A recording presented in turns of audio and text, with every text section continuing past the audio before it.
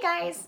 So we're going to be discussing the extensors. In this video I'm going to be covering the zones, and I'm also going to be covering the anatomy of like the compartments. So we have 8 zones, and luckily these are kind of simple. So at our DIP is zone 1, middle phalanx is zone 2, PIP is zone 3, proximal phalanx is zone 4, MCP is zone 5, metacarpal bone is zone 6, wrist is zone 7, and forearm is zone 8.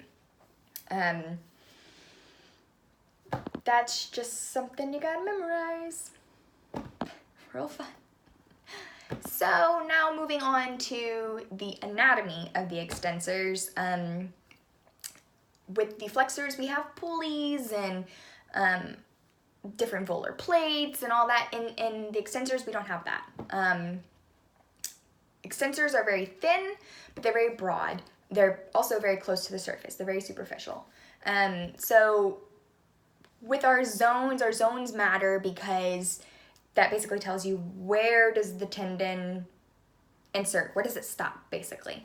And then we have these compartments, and the compartments are like the actual compartments in our hands. Like, wow, our hands are so cool.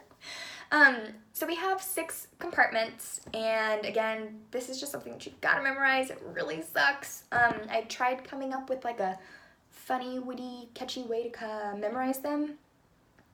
It was not good. It was not a good process. So I'm not even going to share that with y'all. It's garbage. But basically, 6 compartments, starting from like the most radial side to the ulnar side.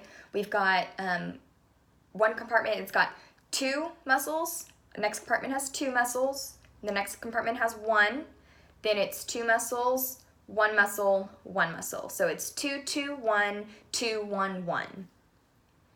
Make a beat, make a song, make something out of it. I don't care. But that's what it is. So then, what muscles are in there? So, first compartment, we have 2 muscles. So we've got the abductor pollicis longus and our extensor pollicis brevis.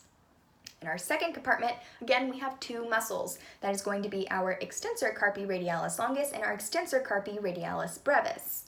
In our third compartment, we have 1 muscle. That is going to be our extensor pollicis longus. In our fourth compartment, we've got 2.